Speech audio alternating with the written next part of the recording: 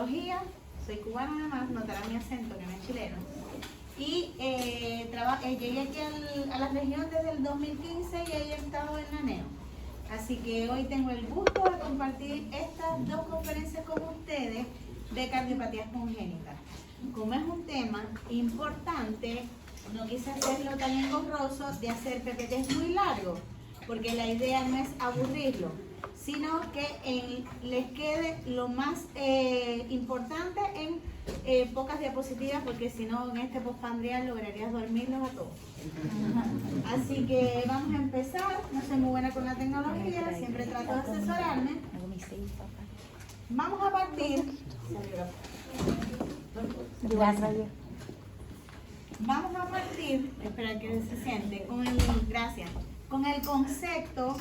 A grosso modo traté de hacer un concepto bastante integrador. Si necesitan tomar nota o algo me avisan y yo paro, doy hacia atrás la diapositiva, y ahí nos vamos ubicando. Las cardiopatías congénitas no van a ser más que anormalidades estructurales y o funcionales del corazón. Van a estar presentes desde el nacimiento.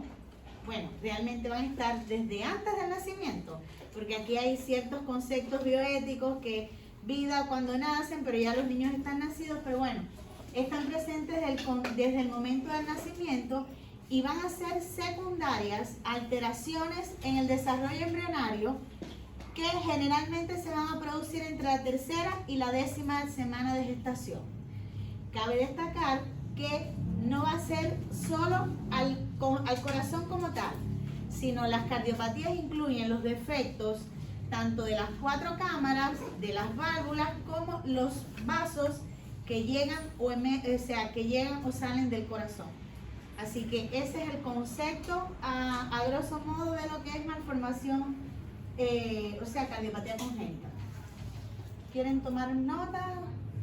¿Pudieron copiar? Doctora, ¿las diapositivas después las comparte? Sí, no tengo ningún problema. Gracias. Pues nada. A modo de introducción, vamos a decir que la etiología la mayor parte de las veces es desconocida. Podemos inferir, atribuirla, pero realmente es desconocida. Es la segunda causa de muerte en menores de 1 año acá en Chile y en la mayor parte del mundo. O sea, porque hay que destacar que Chile tiene muy buenos resultados en el ámbito de la salud y bueno, esta es en el menor de 1 año la segunda causa de muerte. Es la malformación congénita más común que vamos a encontrar, la que mayor impacto en la morbimortalidad además tiene. Cabe destacar que es una garantía GES. ¿Y cuál es la importancia de que sea una garantía GES? Bueno, hay 85 garantías GES en el país y el problema es que el tratamiento de las cardiopatías congénitas es muy elevado su costo. Así que esto ayuda mucho a la población porque las que más morbimortalidad producen tienen una conducta quirúrgica y eso incluye muchos días de hospitalización previa y después de la cirugía, medicamentos costosos, así que benefician mucho a la población. Así que donde quiera que ustedes estén, cuando constaten o diagnostiquen una cardiopatía, hay que hacer un reporte de patología GES, porque esto beneficia mucho al paciente y si no, los pueden demandar. ¿Qué es lo otro? Acá en esta tablita que van a ver, les puse las cardiopatías más frecuentes. Siempre recordar que la más frecuente es la CIV, la comunicación interventricular. Y muchas veces en los exámenes tipo UNACON lo preguntan. Y bueno, ahí van a ver primero la CIV, comunicación interventricular, seguido de la CIA, comunicación interauricular, ductus, estenosis pulmonar, coartación aórtica, el FALOT, estenosis aórtica, transposición de las grandes arterias, corazón hipoplásico, defectos del septo, pero generalmente así como tips, la CIV la más frecuente y en los niños que tienen síndrome de Down o trisomía 21 es el canal AB completo, la más frecuente de las cardiopatías congénitas. Hablando un poco en cuanto a la epidemiología, el 40 al 50% de las cardiopatías congénitas se diagnostican en la primera semana de vida o en el primer mes. Cabe destacar que ahora es mucho más fácil hacerlo porque muchos ya tienen un diagnóstico prenatal o algo que nos haga sospechar que este niño es posible que sea portador de una cardiopatía congénita. La incidencia varía según la bibliografía que ustedes revisen. Hay quien dice de un 4 a 12 recién nacidos por cada 1000 nacidos vivos, pero hay otra que dicen de 8 a 12, de 8 a 10, varía en la literatura, pero en sentido general hasta un 12% de los recién nacidos vivos. Como les decía en la otra diapositiva, es la segunda causa de muerte en menor de un año y 32% de responsables de las defunciones en este grupo etario. El 10% aproximadamente se asocia a otras malformaciones o anomalías congénitas. Hay muchos síndromes que tienen asociados a su vez cardiopatías congénitas, no solo el síndrome de Down, como les mencionaba hace un rato, sino a veces un Turner y algunos síndromes raros como Alaguil, síndromes que a veces no son tan fáciles de diagnosticar. Por eso siempre que veamos un niño con estigmas malformativos debemos sospechar que pudiese tener una cardiopatía congénita. Tiene un riesgo de recurrencia, ahí como le pongo, de un 2%, de un 2.7%, 50 dominante y 25 recesivo. Y dentro de los factores de riesgo tenemos antecedentes familiares. Acá yo le pongo padres con cardiopatías congénitas, pero también el antecedente de haber tenido un hijo previo con cardiopatía congénita también es un factor de riesgo de que el embarazo que está portando la señora o el próximo hijo pueda tener o ser portador de una cardiopatía congénita. Como les decía, las trisomías 13, 18, 21, que son las más pesquisadas, pero como les decía, el Turner, el Noonan, Alaguil, el Hall. Enfermedades maternas. Hay muchas enfermedades maternas, que se asocian a la producción de cardiopatías congénitas. Dentro de ellos, la más importante y la más estudiada ha sido la diabetes mellitus, sobre todo en embarazadas mal controladas, porque lo malo no es ser diabética, sino no estar controlada o no tener el tratamiento. Tenemos también la hipertensión arterial, tenemos también la obesidad, las alteraciones del tiroides, la epilepsia, el lupus, la fenilcetonuria. Algunas drogas, que bueno, no puse ahí las sustancias ilícitas, pero se incluyen, obviamente, pero además el alcohol, algunos anticonvulsivantes, las embarazadas que reciben tratamiento con litio, y no solo embarazadas, porque lo pueden recibir desde antes del embarazo. Las infecciones, en este grupo es muy importante, las infecciones, el famoso grupo TORCH, también el virus Coxsackie, virus rubiola, virus influenza, sobre todo si estas infecciones virales ocurren en el primer trimestre del embarazo o si coincide de la tercera a la 12ª semana, que es donde está en su mayor pic lo que es la embriogénesis. Toda señora que curse con una infección viral puede tener, en esta etapa sobre todo, puede cursar con cardiopatías congénitas, el bebé. Y bueno, pues si incluso estas infecciones virales ocurren fuera de este periodo de embriogénesis, pueden ocasionar incluso hidro y afectar también al corazón, pero se sale del tema. Otros, aquí estarían por ejemplo la radiación, las enfermedades neuromusculares, algunos pesticidas, cloros, herbicidas. ¿Alcanzaron a tomar nota? Aquí es muy similar a la otra diapositiva que veíamos en cuanto a la exposición de los factores de riesgo que les mencionaba.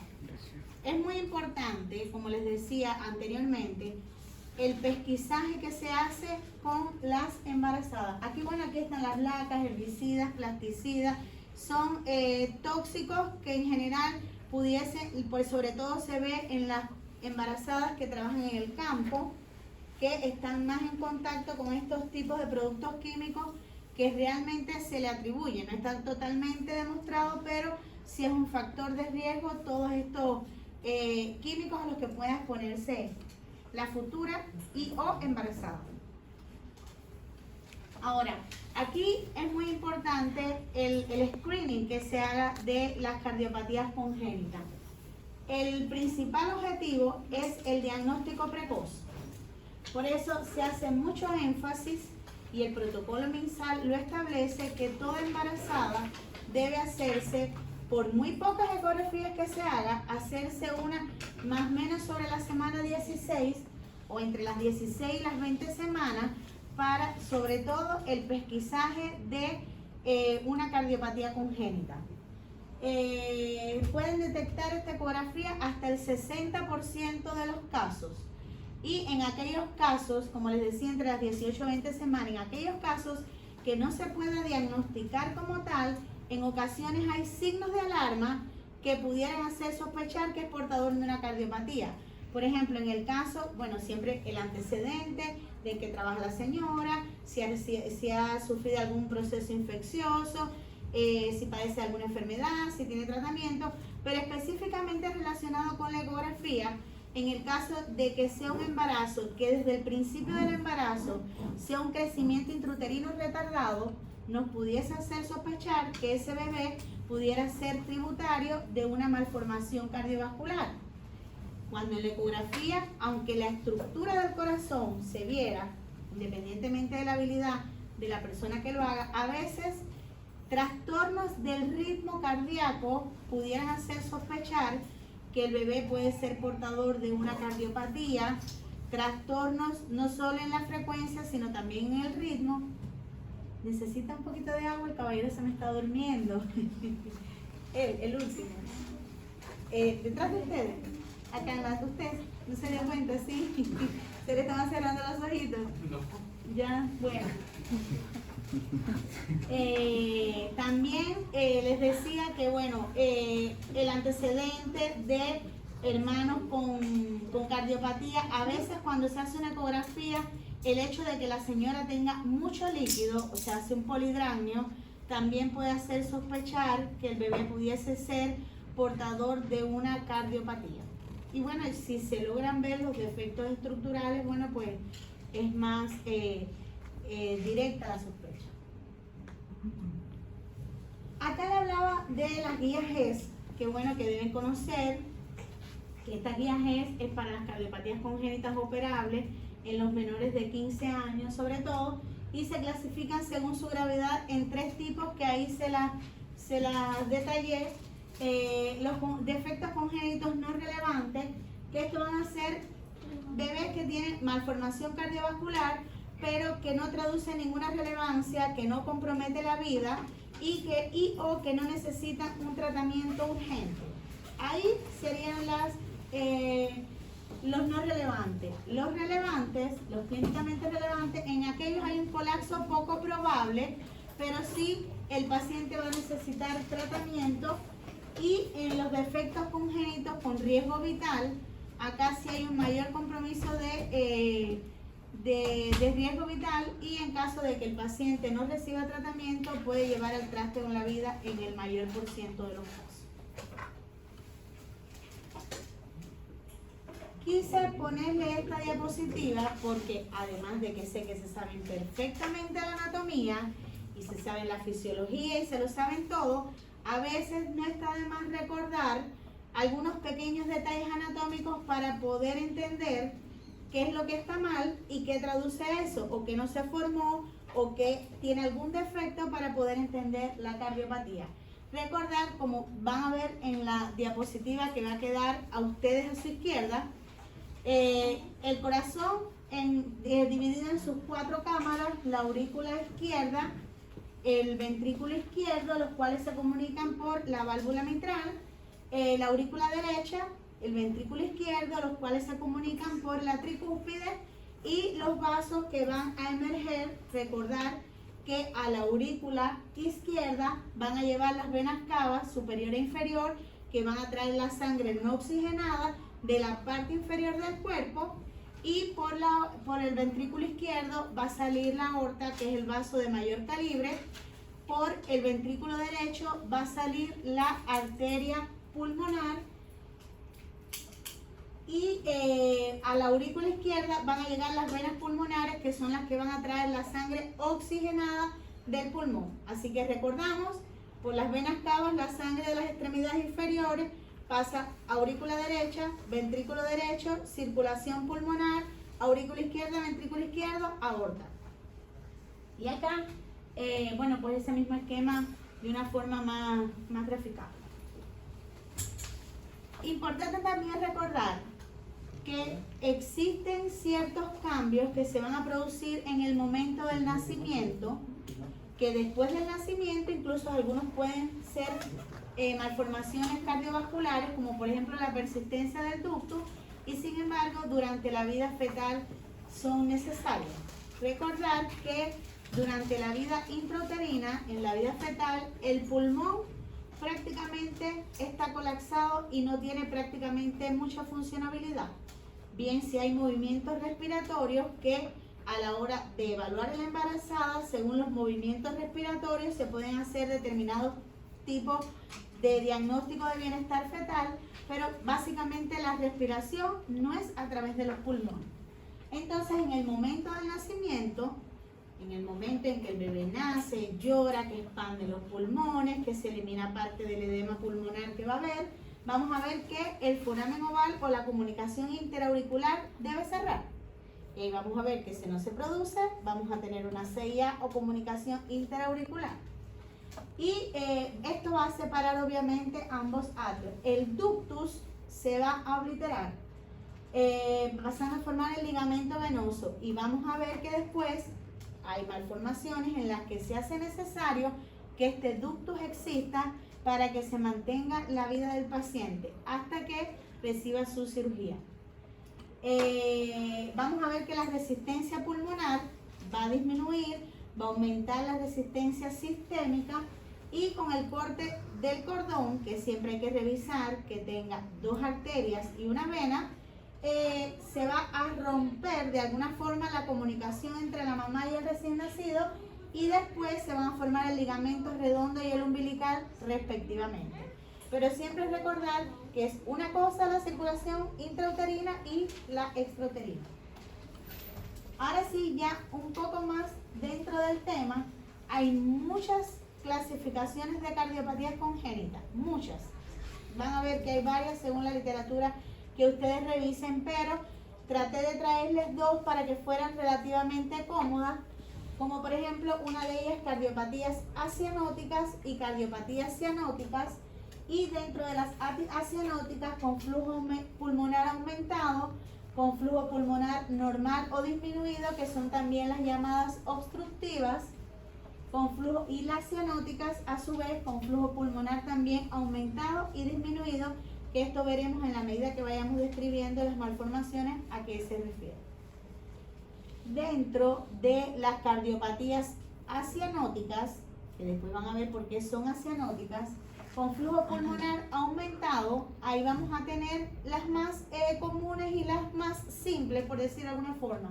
Ahí vamos a tener la CIB, la CIA, el ductus o canal o fístulas AB. Dentro de las acianóticas con flujo pulmonar aumentado vamos a tener la estenosis aórtica, que son acianóticas, la coartación aórtica y la estenosis valvular pulmonar. Estas son las acianóticas.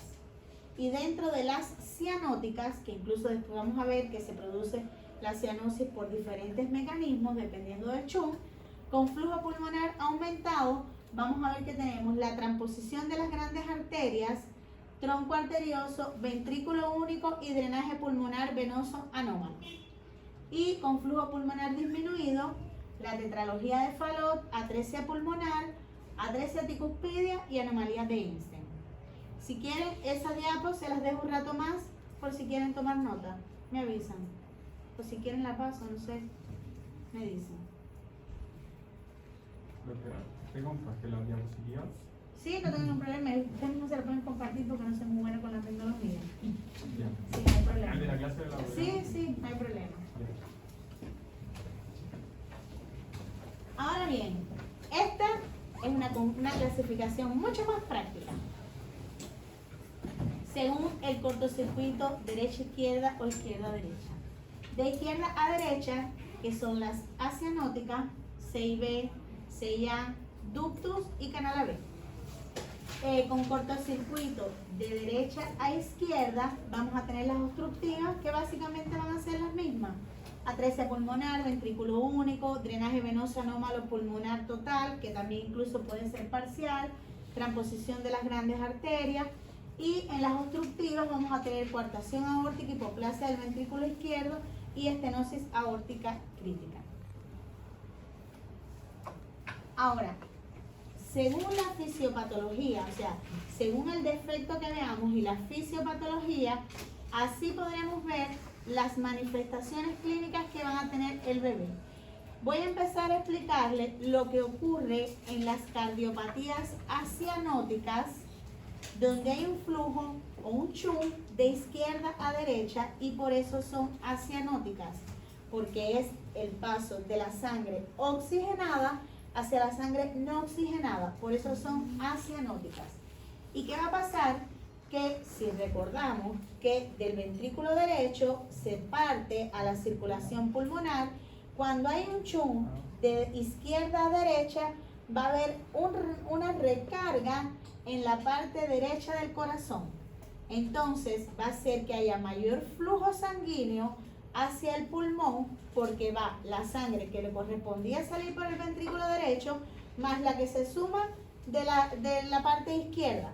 Entonces esto hace que vaya un mayor flujo de sangre al pulmón, y esto se traduce en que puede haber, o sea, hay edema pulmonar, porque por el edema que hay trasudan los vasos, y entonces esta es la causa de la dificultad respiratoria en las cardiopatías acianóticas, porque el pulmón de estos niños está congestivo, porque recibe una mayor carga sanguínea. Y este edema pulmonar básicamente se va a traducir después en polimnea, en taquipnea, en dificultad respiratoria. Aumenta, bueno, también la presión hidrostática, por eso el edema, obstrucción. Además de que la presión en los vasos, en los grandes vasos, va a estar afectada. Puede haber mayor presión en un vaso, por ejemplo, la presión en el ventrículo derecho va a ser mayor porque recibe más carga. Y además, bueno, esta sobrecarga a largo tiempo sin tratamiento va a producir una dilatación de cavidades, porque, por ejemplo, estos ventrículos van a recibir más carga, van a tener mayor trabajo y terminan dilatándose las cavidades. Si tienen alguna duda, sin ningún tipo de pena, levantan la mano, me preguntan. Estoy tratando de explicárselo así como básico, porque este es un tema que a veces cuesta entender, y a veces hay que leerlo varias veces para poder entender y entender qué pasa en el paciente por el defecto que tiene.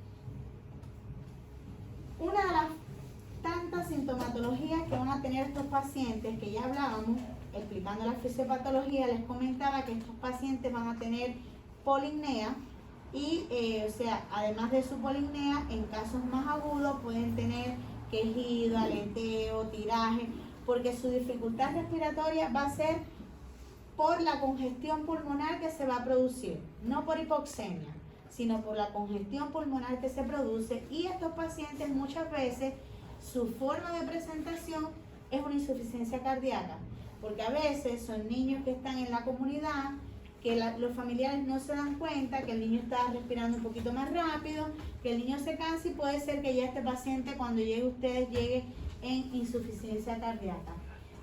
Y va a llegar insuficiencia cardíaca por la incapacidad que va a tener este corazón a largo tiempo de soportar esta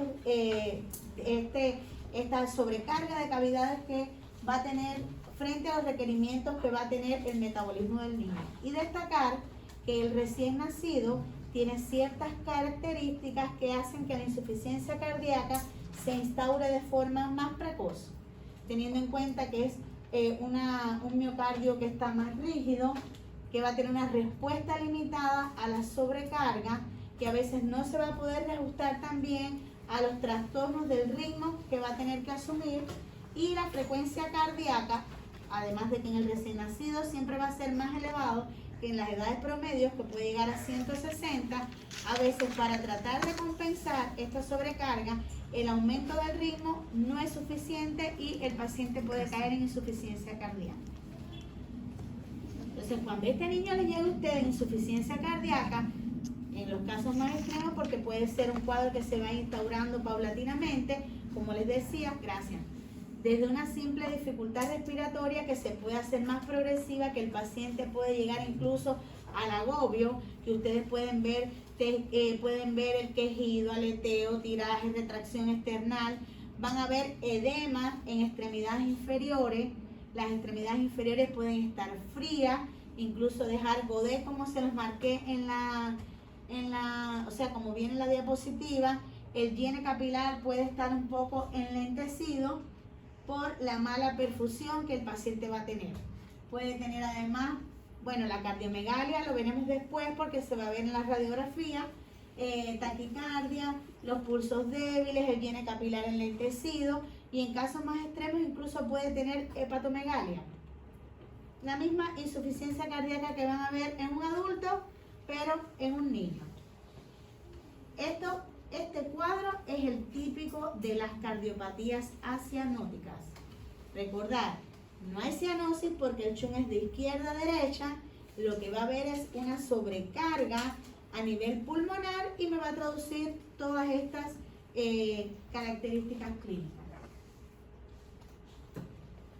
Vamos a hablar de los soplos, porque la mayoría de las cardiopatías podemos o no ocultar un soplo.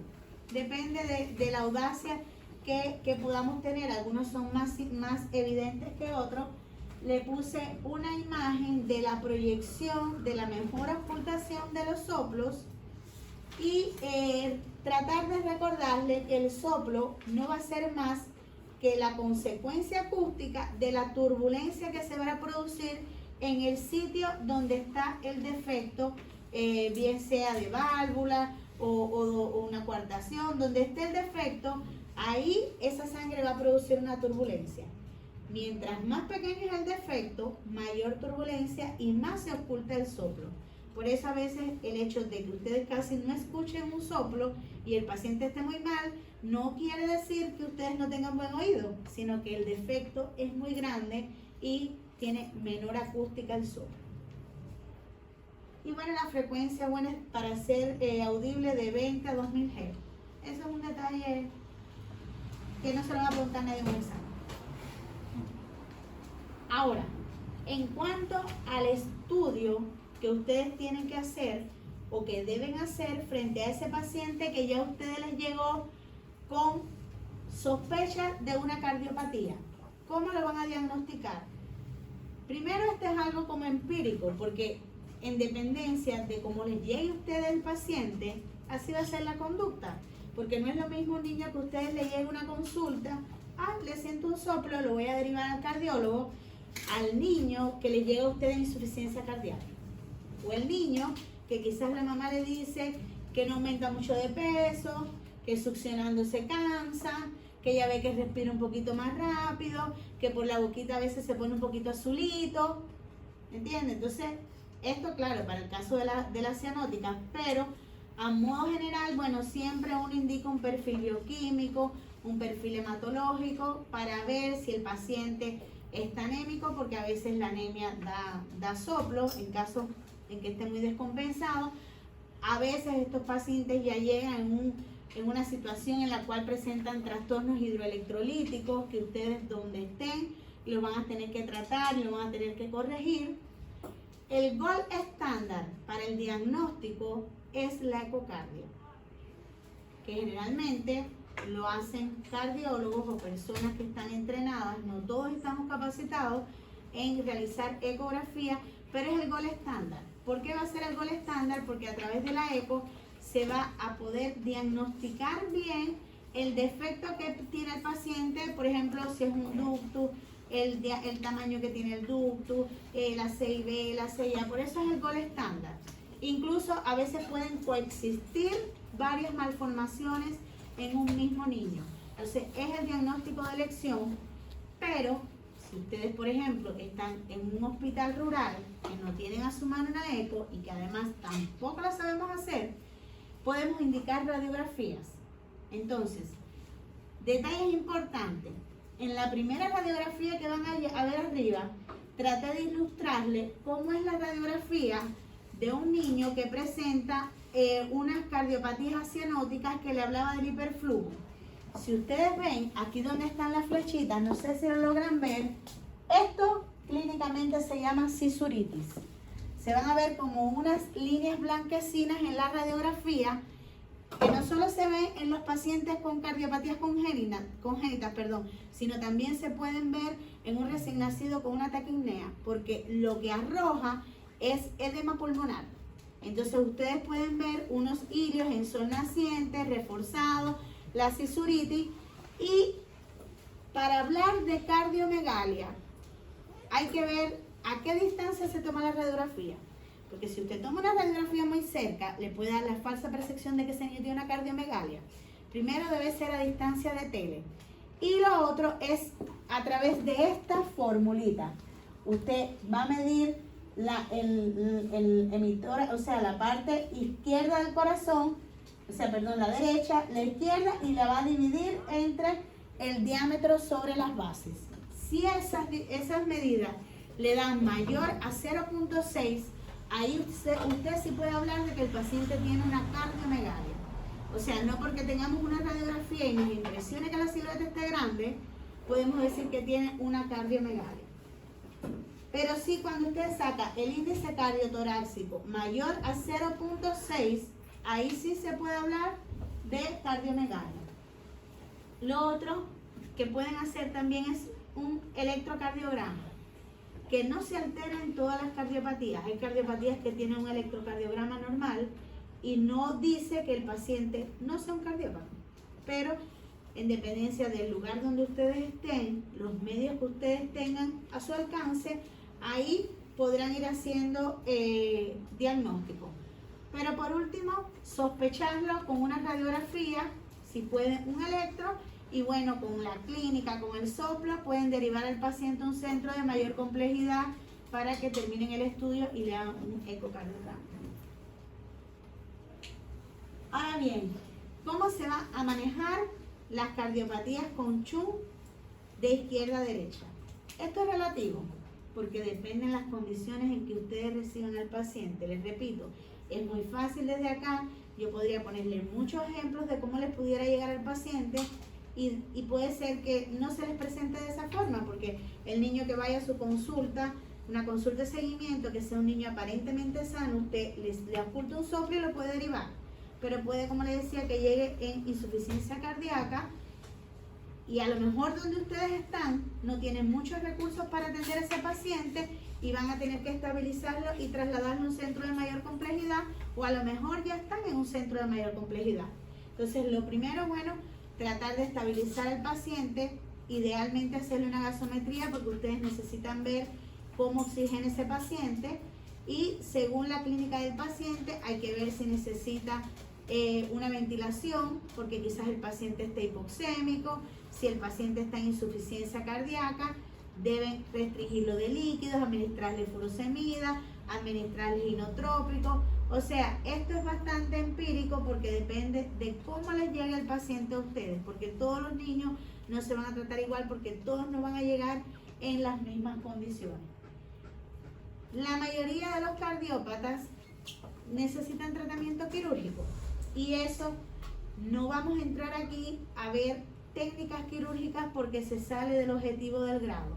Aparte, es un contenido que no tiene sentido que nos adentremos a ver técnicas quirúrgicas, porque ninguno de nosotros, bueno, ustedes sí, pero por lo menos yo no voy a operar un corazón. Así que no tiene sentido ni es objetivo siquiera del grado. Pero sí que ustedes tengan presente que después que ustedes diagnostiquen al paciente, deben tratarlo, y en caso que les llegue muy descompensado, tratarlo con lo que tengan a su alcance. Mínimo, vía venosa, la que ustedes puedan canalizar, o el personal que se encuentre ustedes, pero un niño que sea un cardiópata descompensado debe tener un acceso venoso disponible. Si fuera central, mucho mejor. En el caso de los recién nacidos, tenemos la suerte que tenemos las arterias y las venas umbilicales, por las cuales uno puede hacer un abordaje venoso, y es un poco más rápido, expedito, que en un niño más grande, que además, si está choqueado, está en insuficiencia cardíaca, se va a hacer un poco más difícil canalizar una vía. Pero sepan que hay que poner, en caso de que lo lleve, furosemida, inotrópico, porque a lo mejor el paciente necesita drogas vasoactivas, según. Esto es relativo. También depende del grupo etario, porque todos los niños no se comportan igual, no son las mismas dosis. Ahora bien, ya ahora sí, después de darle una panorámica general de cómo va a ser lo que va a ocurrir en las cardiopatías con un flujo de izquierda a derecha, ya vimos la clínica, el diagnóstico a grosso modo, veremos someramente en qué consiste cada una de estas cardiopatías.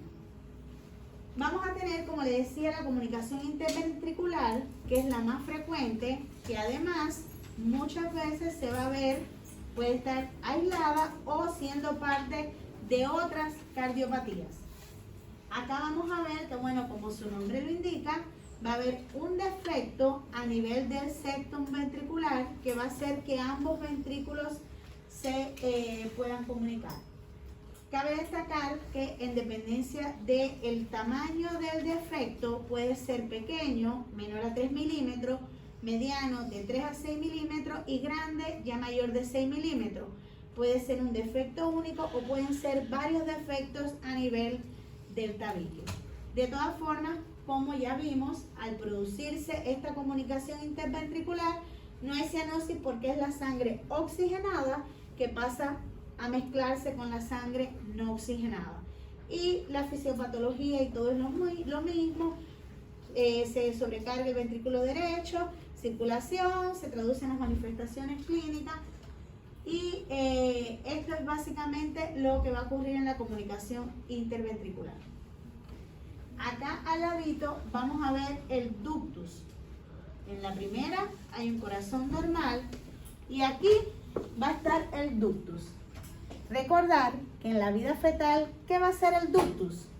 El ductus en la vida fetal va a comunicar la arteria pulmonar con la aorta, porque como no hay circulación pulmonar, no hay respiración pulmonar, prácticamente los pulmones no se utilizan, la sangre que debería ir a los pulmones a través de la arteria pulmonar por el ductus se comunica con la aorta porque no es necesario tanto el flujo pulmonar.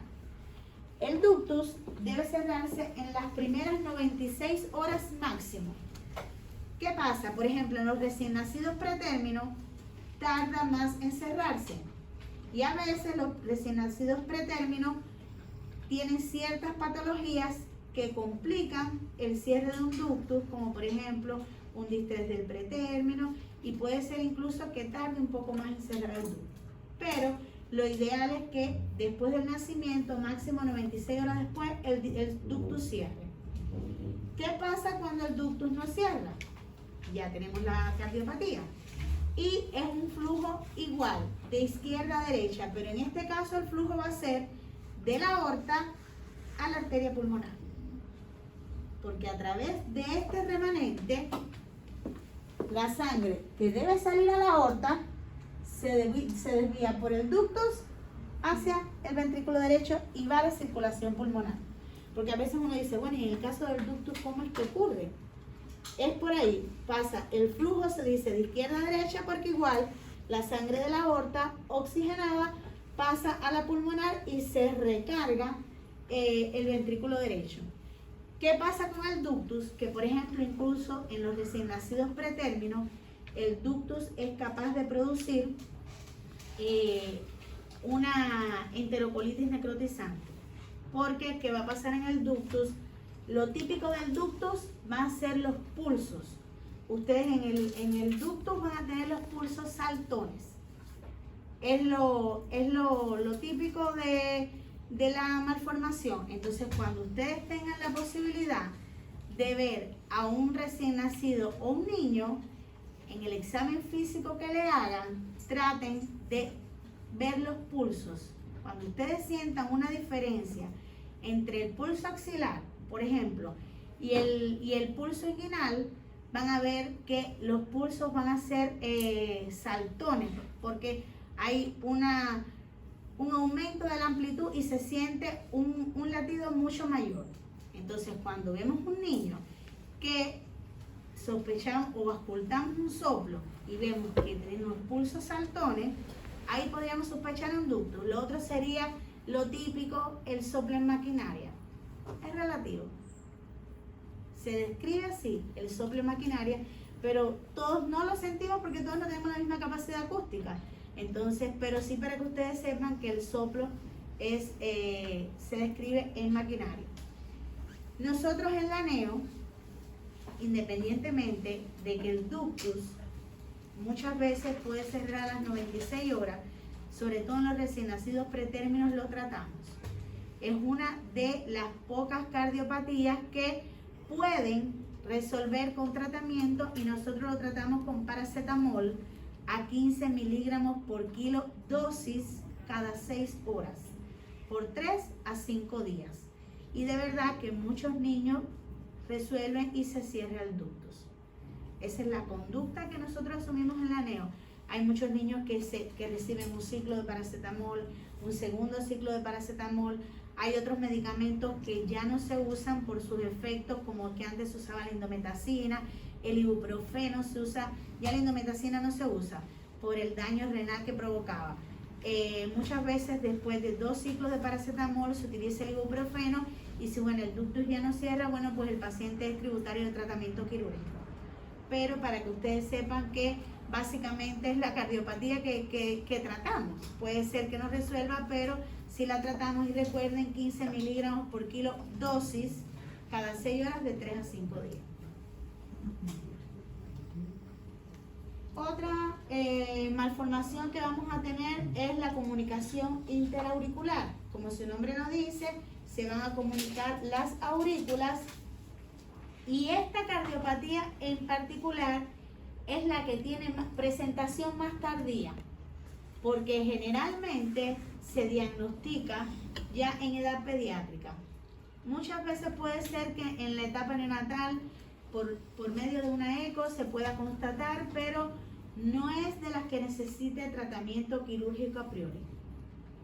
Ahora, ¿qué es lo importante en todas estas cardiopatías que les he mencionado? La CIB, la CIA, el ductus, la prevención de infecciones respiratorias. Porque estos niños, como tienen una congestión pulmonar, van a ser niños más propensos a las infecciones respiratorias. Entonces, ¿cuándo se opera precozmente una CIA? Cuando el niño tiene muchos episodios de infecciones respiratorias antes de los 4 años, ahí se podría planificar de una forma más precoz la cirugía. Es por eso que les menciono que los niños con cardiopatías congénitas están incluidos en la ley Ricarte-Soto, porque estos niños reciben la profilaxis contra el sincitial respiratorio, que es caro el tratamiento, y entonces por eso están incluidos en la ley. Básicamente la ley Ricarte-Soto asume a los cardiópatas y a los pretérminos menores de 32 semanas y o menos de 1500 gramos. Y en su defecto, cuando son gemelos y uno pesa menos de 1500, el hermano se incluye en el programa por adición. Pero tener presente que estos niños hay que tener mucho cuidado porque tienden a estar más propensos o ser más propensos a las infecciones respiratorias. Continuará. No sé si han entendido, he tratado de dárselo lo más dinámico posible